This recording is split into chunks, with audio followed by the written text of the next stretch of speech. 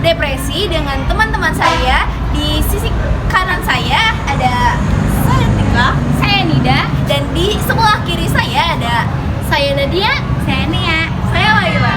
Nah, di sini kami dengan tugas P5 akan mewawancarai kakak-kakak kelas 12 IPS 1, 2, dan 6. Nah, jadi ikutin keseruan kita yuk. Baik, di sini kita telah bersama ketua kelas dan wakil ketua kelas dari kelas 12 IPS 1. Baik Kak, boleh perkenalkan dulu? Baik, sebelumnya perkenalkan nama saya Muhammad Ibn Ramadan. Saya di sini sebagai wakil ketua kelas dari kelas 12 IPS 1. Baik, perkenalkan nama saya Adidin Kurniawan sebagai ketua kelas dari 12 IPS 1. Halo, perkenalkan nama saya Ridwan Muzakir Hamdani dari kelas 12 IPS 2. Dan saya Mailina Nurbayati sebagai wakil ketua kelas dari kelas 12 IPS 2. Siapa? Baik, hai, perkenalkan nama kakak Muhammad Febri Herdiansa, kakak dari kelas 12 IPS 6. Saya. Perkenalkan nama saya Bigilang Ramadan dari kelas 12 IPS 6. Bisa ya, menurut kakak sendiri bullying itu adalah sebuah tindakan menyakiti seseorang atau merugikan seseorang yang dimana hal tersebut mengakibatkan kepada seorang tersebut mengalami trauma. Nah, misalnya kan bullying ini cakupannya luas ya, ada yang secara fisik, mental, ya, dengan kata-kata begitulah. Itu membuat hati seorang terluka dan menjadi trauma. Kakak seperti itu. Jadi bullying itu adalah suatu tindakan pelecehan terhadap seseorang oleh sekelompok orang ataupun individu terhadap seseorang yang dirinya bisa disebut lemah. Dan Menurut kakak, dari konteks bullying adalah suatu tindakan kekerasan atau penindasan bagi seseorang yang merasa seseorang itu lebih tinggi atau lebih kuat. Dan juga itu bisa termasuk ke dalam konteks yang dimana itu permasalahan keluarga maupun masalah individu. Kalau menurut saya sendiri ya, jenis bullying itu yang pertama itu ada di fisik ya, jenis bullying fisik. Jenis bullying fisik itu ketika seseorang itu merundung seseorang dengan kekuatan fisiknya. Dan ada ya yang bullying itu seperti non fisik. Seperti non fisik itu seperti kata-kata kita yang mengeluarkan kata-kata kasar dan membuat seseorang merasa tidak enak. Jenis-jenisnya itu ada pelecehan fisik, pelecehan sosial, dan pelecehan emosional. Ya, jenis-jenisnya yaitu seperti contohnya kekerasan fisik, baik itu fisik dari luar secara lisan maupun fisik dari dalam secara fisik. Nah, secara lisan contohnya kita mengejek rekan-rekan yang lemah ataupun fisiknya kurang mampu. Nah, orang tersebut mengejek bahwa dia itu kekurangan suatu kelebihannya. Terus baik yang fisik itu kita menggunakan kekerasan terhadap orang tersebut. Contohnya sebagai memukul atau menindasnya seperti itu. Ya boleh. Boleh ada tambahan lagi Kak? Enggak. Ya. Itu secara jenis cyber atau secara online. Nah, misalkan kita melakukan pengejekan melalui media sosial yaitu komunikasi atau dari handphone, sudah.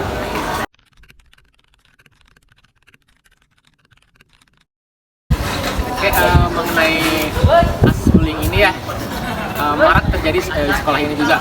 Contoh kecilnya itu dengan menyebut nama orang tua lah, menyebut nama seorang itu dengan bahasa-bahasa hewan lah, dengan nama-nama hewan lah. Itu menurut kakak sendiri itu termasuk bullying, karena orang tersebut yang diajak bercanda seperti itu tidak mau dan menyakiti hati seorang tersebut. Masih saja ada gitu di sekolah maupun di kelas, dan menurut kakak itu harus segera dicegah. Dia tidak ada yang namanya siswa-siswa di SMA remaja ini yang mengalami trauma atau depresi karena tindakan bullying seperti itu. tentu saja karena bullying lebih dominan berada pada lingkungan sekolah. Kalau contoh sih bisa terjadi di sekolah, yaitu semisal seorang itu pendiam dan orang lain bisa membulinya atau membicarakannya. Umumnya di sekolah ini dan khususnya di kelas 12 IPS 6 ini Kak? Oh, ada. Oh ada. Yang saya dengar itu tentang pembulian saling menyebut nama orang tua. Terus kakak juga pernah melihat, namun itu bukan di kelas kakak sendiri ya. Itu dari kelas lain, bahwasanya itu kakak melihat ada orang yang membuli rekannya secara fisik. Jadi di situ kakak menjadi penengah atau menjadi menetralisir bagi mereka agar tidak menjadi kesalahpahaman. Faktor penyebab ya, faktor penyebab seseorang melakukan bullying itu mungkin yang pertama orang lain itu tidak melakukan korelasi akan kekurangan seseorang yang ada. Yang kedua mungkin dari faktor lingkungan, karena faktor lingkungan itu paling berpengaruh terhadap sikap kita ya. Oke, kurangnya kesadaran akan sosialisasi tentang bullying ini juga menurut kakak itu menjadi faktor penyebab mengapa siswa-siswi SMA remaja itu selalu ada saja yang membuli gitu anak-anak sekolah di sini, oh itu temannya ataupun adik kelasnya sendiri itu selalu saja ada, karena menurut kakak itu karena kurangnya kesadaran terhadap mereka yang sering membuli. Ya baik. Seseorang bisa melakukan bullying itu karena merasa dirinya lebih kuat daripada orang lain, merasa dirinya paling berkuasa di suatu kelompok tersebut, jadi dia melakukan bullying terhadap seseorang. Menurut kakak itu yang utama karakter dari orang tersebut. Pasti karakter dari semua orang itu berbeda, ada yang lemah, ada yang kuat, dan juga adab atau tingkah lakunya. Setiap orang itu pasti berbeda mengenai adab dan tingkah laku. Pasti itu akan menyebabkan suatu perbedaan antara satu sama lain. Pesannya untuk kita semua ya. Pesan, oke. Pesan dari kakak sendiri, bullying ini karena dampaknya sangat negatif ya terhadap seseorang yang dibully tersebut. Kakak harap semua siswa-siswa di SMA remaja ini mendapatkan sosialisasi ataupun arahan gitu dari kesiswaan, dari perlindungan HAM dan sebagainya, itu untuk segera mensosialisasikan hal tersebut kepada siswa-siswi di SMA remaja ini agar setidaknya lah kurang gitu tentang kasus bullying ini. Karena menurut kakak itu sangat miris ya, tentang bullying itu sangat miris sekali, banyak sekali korban-korban yang berjatuhan tentang kasus bullying ini. Ada tambahan dari kelas? Mungkin ya pesan dari kami juga sebagai kakak kelas ya, ingin mengedukasi kepada adik-adik semua untuk agar tidak melakukan bullying, karena kami sudah lebih berpengalaman tentang itu, lebih tahu gitu apa yang penyebabnya atau apa dampaknya itu.